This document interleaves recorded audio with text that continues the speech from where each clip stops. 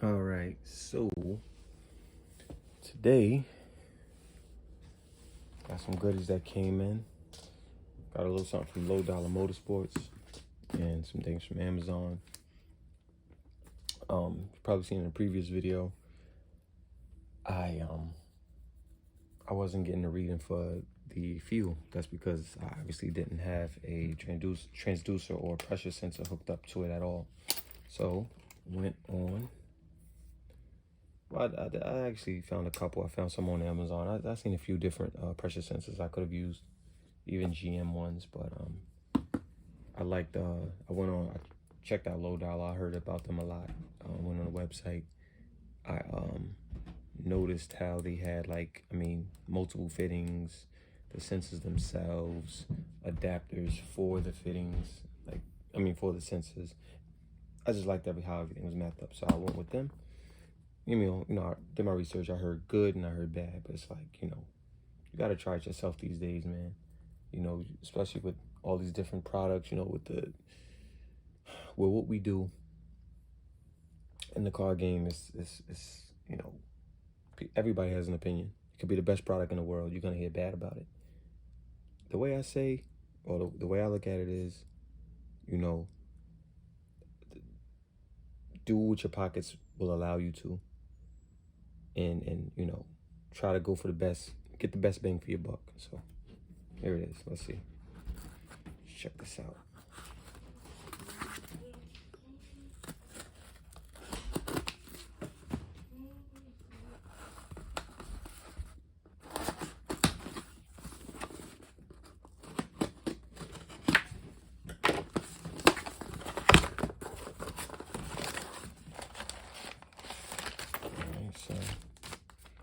Receipt,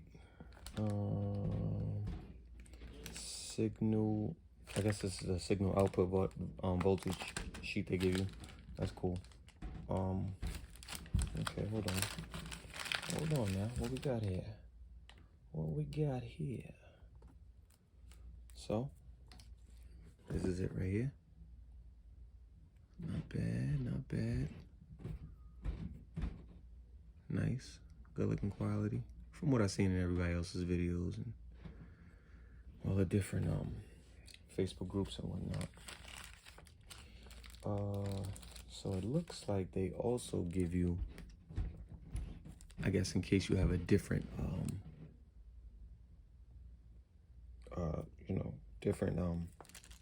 harness connector. I don't know what gen this is for, but I like that they give it to you, I like that they have that option. I guess they say, hey, well,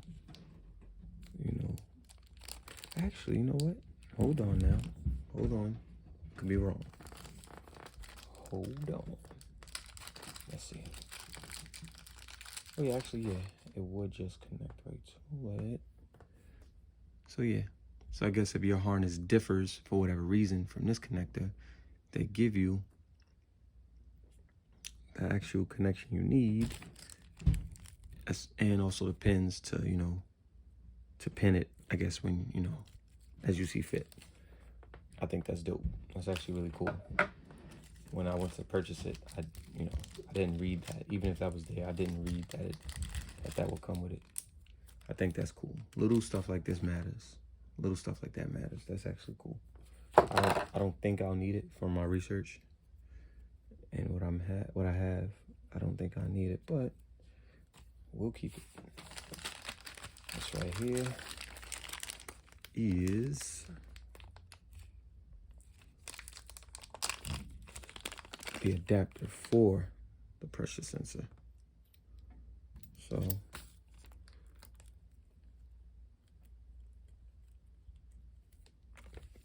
this right here will go on to my feed line that the AN adapter comes to. And then right here, this is a -8 fitting, 8AN, whatever you want to call it. And that's where my feed line will come up to. Then you have the actual pressure sensor. Of course, you'll probably throw some PTFE thread sealant around this, seal it up real good, and it'll go right in there, like so. Boom, boom. Get that all the way down there, boom.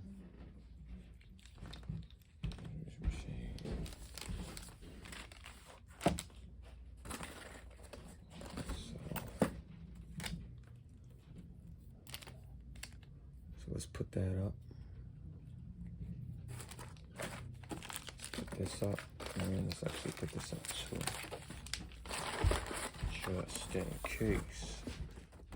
My pie cuts for my hot side or my fender exits. Yes, yes. A lot of people say, "Oh, they say, oh, why you don't make your own pie cuts?" Hey, I just didn't learn yet. Yeah, I could, but you know what? My time is very limited. I work a full-time job, unfortunately. Well, fortunately, actually. That's a good thing, you know. A lot of people don't have the means to work and, you know, sustain a decent income. So, you know, I can't complain. But, you know, I work a shit ton, so I don't get a lot of off time. So purchasing stuff like this will help me get my car done faster. So, you know, I got to do what I got to do. I do have a lot of 3.5-inch pipe, stainless steel piping, that I could make my own pie cuts. But I don't have no type of table saw or anything to actually make the cuts. So here it is. You know, and I'm not gonna hack it up with a with a hacksaw, a reciprocator saw of some sort. Now, there's 6 of these cuts per purchase. I could have bought 2 sets, which would have been 12 in total. For now, I don't know how aggressive I gotta get with the bends. I got an idea, but I don't know how aggressive I have to get with the bends yet. So I say, you know what? Let me just purchase 1 stack of them first, and we'll see. Once I do one side, if I end up using all 6 pie cuts, I'll just purchase another 6. And these came from Amazon, by the way.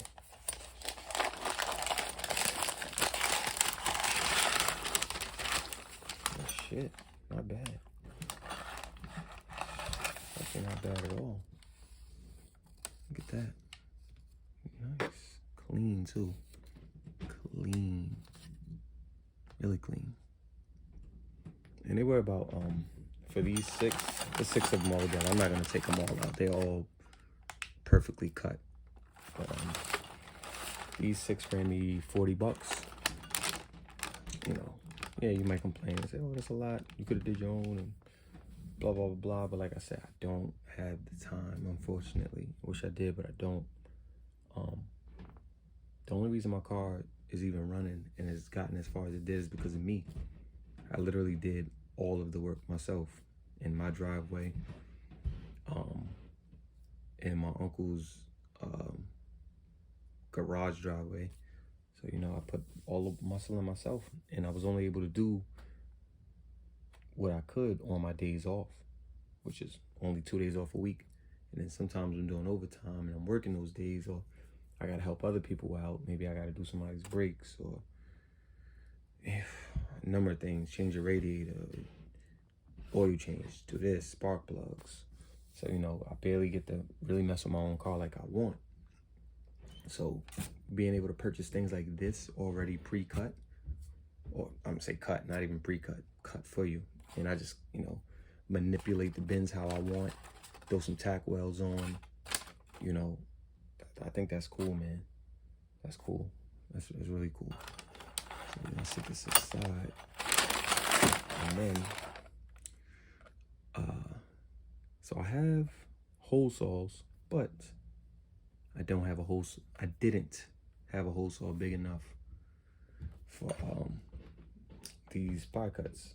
Well, I'm sorry, I didn't have a hole saw big enough for my exits, which are which is basically 3.5-inch piping. So to be smart and on the safe side, I bought me a 4-inch hole saw.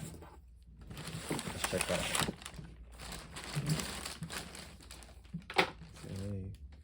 I said, oh, here you go. Not bad. It should tear right through that fender. It's crazy. I'm putting 4-inch holes in a perfectly good fender. That's crazy. That is crazy.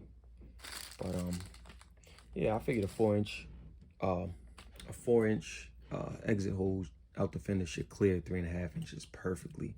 That way, you know, I didn't want to buy an actual 3.5 inch, you know, hole saw, and I go to make my cut, and I get the damn piping to come out the hole, but then it will be so close up on the fender, the material of the fender, it'll rattle, making noise. I don't want that. I'd rather have, look at that. You can kind of see, just picture if this was the one of the fender exit sides, and look at that. If I just sit it up, it's not touching any piece, not touching any of it. Nice clearance, but still close enough to look sort of flush and clean, you know? Now I haven't decided whether, like, once I'm done with the hot side, I don't know if I'm gonna put the, what is it? Forget the name of them, but it's like the fender exit, like, cover designs, you know? Some got the nice little star-shaped designs. I forget what you call it. I forgot the technical name for them, but I don't know if I'm gonna put those, or I just want to have that look of it just raw, coming straight out, flush with the fender type of thing, which that's what I might do. We'll see. We'll see when we get there. But I mean, everything I need. And I bought me a corded drill from Home Depot. I need to open that. So this will cut the piping.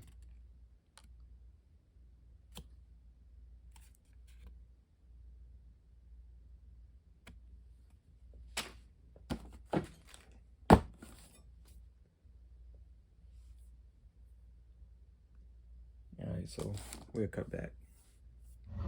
Alright, y'all, so we just got back to it. Like I told you before, the low dollar fuel pressure sensor. Do a little bit of PTFE pipe thread sealing on it. Thread sealing, whatever you want to call it. That thread's right in here. This is the adapter that I bought with it to adapt it to the 8AN fuel adapter that goes onto the stock rail. So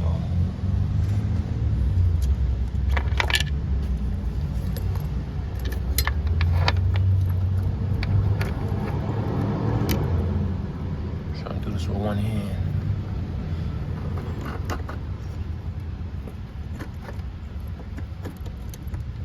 There we go.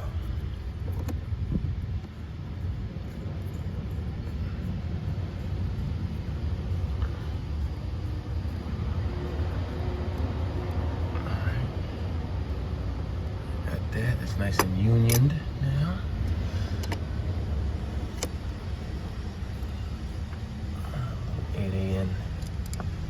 Actually, this is an adjustable wrench. I like this. I got this off Amazon too. Just all the way to 12 AN. Nice. As you can see, I've been using it. It is amazing. Keeps you from scratching up or nicking up your fittings. Not that I really care, because I still end up using this from time to time, because I don't have utilities, I only have one. So I just use it on the fittings I care about the most. Alright, y'all. Be right back when we get this all situated. Alright, so far, got that bad boy in. Not sure if it's supposed to seep all the way in, but I tightened as much as I could. Starting getting some resistance, so I think that's at max. Cool. Probably gonna extend this wire out a little bit. Probably just gotta loosen it up from the bulk of the harness right here, and it should give me a little bit more, because I don't want it too tight.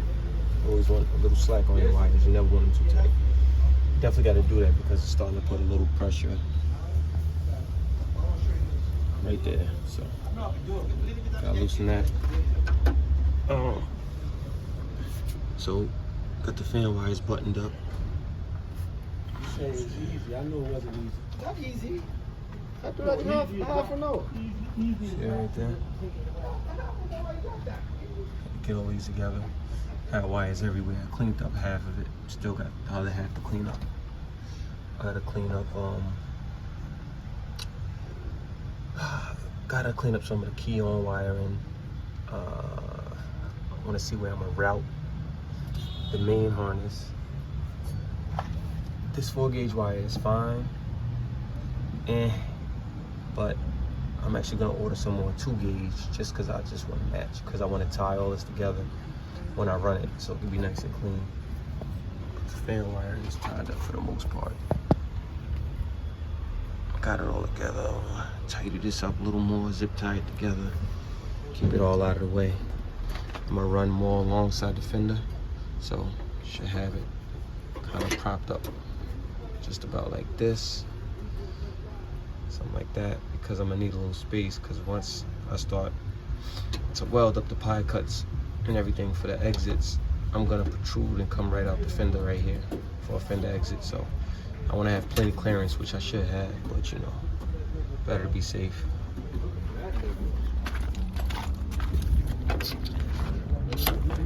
And we move along towards the inside where I'm starting to button up.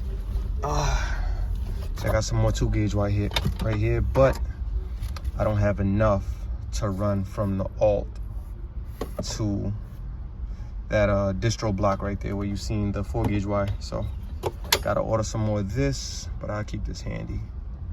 It's really good wiring too. Actually came from Amazon. Let's see if I can show you. Really good 2-gauge though. I like it. Probably can't focus right now. But yeah, everything's fine for now. Just got the computer sitting for now. Everything is wired for the most part. Like I said, you seen a second ago, I just wired up the second fan. So I got everything tied together, everything is ran, but I need to reconfigure the wires. So, which is what I started to do out in the bay. Once I'm kind of cleaned up in the bay for the most part, I want to come back here and I'm going to reroute this.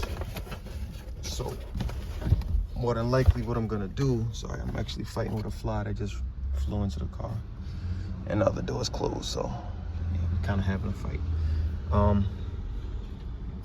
Take everything apart for the most part.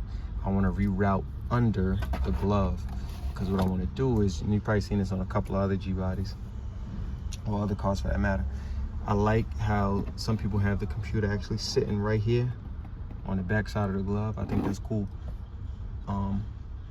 Any extra wiring per se, maybe I can actually route inside of the glove, because the glove won't be used for nothing really. By the way, I thought this was pretty cool. Had this car for I don't know how long, and I just realized G-bodies, or I don't know, maybe it's specific to certain G-bodies. More than likely all of them have it though. I like how they had the little coin dispenser right here. That's pretty cool. It's the little stuff they did back in the day that show character to these cars. But yeah, just gotta do that. I'm gonna reroute everything. I'm gonna mount ECU right up here on top. I'm gonna mount its relay maybe in somewhere up there as well, because I have a bunch of space up here. There's nothing back there. That's the back side of the delete panel, so there's nothing there. Even if I have to, I can actually mount something. I can actually mount something right on to the delete panel if I have to. I want to keep from doing that, but it's not a problem if I do. To me, the cleaner, the simpler, the better. And the way I'm gonna have the ECU mounted, it'll actually face out this way, so I can see the troubleshoot lights. And it's gonna be there, man. It's gonna be there. Also, because I don't plan on running the radio in this car, probably ever. I don't know. Even if I change my mind, it's a shit ton of room in here to do so. What I'm gonna do is I'm gonna buy some thin sheet metal from Home Depot, probably a foot of it, you know, foot by foot. You know, I'll buy enough, and what I'll do is I'll take some cardboard first. I'm gonna trim the cardboard out to the shape of how I want this to be. I actually want to keep the cigarette light here. I gotta see if it's actually still functional. One day I'll key the car on and just play around, see if it's functional. I'm gonna keep it anyway, but I'm gonna trace it out to the shape of where the climate control and the radio would have been. And what I'm gonna do is probably throw some self tappers in here and hold it. And what I'm gonna do is I'm gonna take the canvas or the Holley's monitor, and I'm gonna have one small grommet, you know, for the wiring for it to pass through, and then I'm gonna mount it literally right there. It's gonna look nice, but I think I'm gonna mount it like it's gonna look clean with the sheet metal. It's gonna look clean, and I think I'm gonna have it mounted maybe somewhere right here, closer a little bit towards the driver's side. That way, if I ever want to mount something else, maybe a certain gauge or something, I could put it right next to it. But the cool thing about the Holley is every gauge that you could think of that you may need is on it itself, unless you want to add a mechanical gauge, which I may do for, shoot, I don't know, oil, maybe, or maybe not. I actually like, I think the electronic sensor for the oil is more than suitable for it. But I mean, it doesn't hurt to have the extra, you know, precaution to have it. You know, it's like a, you know, if you're not 100% sure, you could look at that, then double check your mechanical, and you're like, okay, you know. But I don't know, we'll see. At least I know I have the space for an extra gauge or something like that, whatever I want to add, maybe an accessory, who knows. Yeah, that's it, man. Still buttoning it up. Next time I come back with a video, I actually thought I was gonna be able to get some welding done. I don't really have the time. The weather's not my best friend today, so it is what it is. But next time, hopefully I will have a video, hopefully, of the welding for the exits done, the fender exits. We'll see, man, we'll see. So next time you see me, I should have a lot more progression done on the car. Praying to the car gods I can fix that little fuel leak in the back, which is why I didn't start it up today. I'm tired of the fuel leak. I'm putting damn gas in the car, and obviously it's weeping right back out through that leak. So yeah, we don't want that. So yeah, I'll be back, man. Get out there, y'all. Stay busy. Do what you got to do. You know, get your things done. Any progress is progress. It shows with me, man. Had this car for years now, a few years. Took me 2 years to completely do the swap and everything. You know, again, because of work, family, bills, responsibilities, etc., etc. But as long as you don't give up, you stay active, and you keep doing what you're doing, and you remember your goals, you'll get where you want to be. I'm close. I ain't there yet, but I'm close. I will be driving this thing one day. One day. All right, y'all. Y'all be safe.